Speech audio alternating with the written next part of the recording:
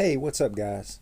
Today is March the 13th, and we'll be reading Luke chapter 1, verses 1 through 25.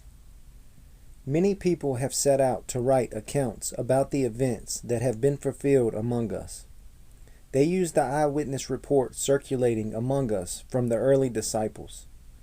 Having carefully investigated everything from the beginning, I also have decided to write an accurate account for you, most honorable Theophilus, so you can be certain of the truth of everything you were taught. When Herod was king of Judah, there was a Jewish priest named Zechariah. He was a member of the priestly order of Abijah, and his wife Elizabeth was also from the priestly line of Aaron. Zechariah and Elizabeth were righteous in God's eyes, careful to obey all the Lord's commandments and regulations. They had no children, because Elizabeth was unable to conceive, and they were both very old. One day Zechariah was serving God in the temple, for his order was on duty that week. As was the custom of the priest, he was chosen by lot to enter the sanctuary of the Lord and burn incense. While the incense was being burned, a great crowd stood outside praying. While Zechariah was in the sanctuary, an angel of the Lord appeared to him, standing to the right of the incense altar. Zechariah was shaken and overwhelmed with fear when he saw him. But the angel said, "Don't be afraid, Zechariah. God has heard your prayer. Your wife Elizabeth will give you a son, and you are to name him John. You will have great joy and gladness, and many will rejoice at his birth, for he will be great in the eyes of the Lord.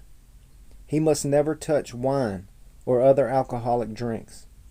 He will be filled with the Holy Spirit, even before his birth, and he will turn many Israelites to the Lord their God.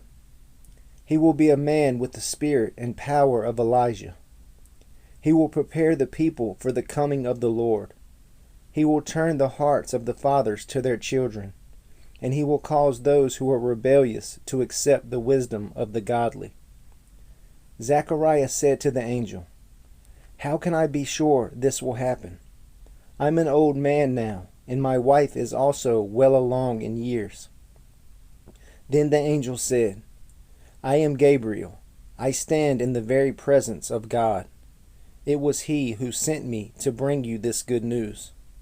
But now, since you didn't believe what I said, you will be silent and unable to speak until the child is born, for my words will certainly be fulfilled at the proper time."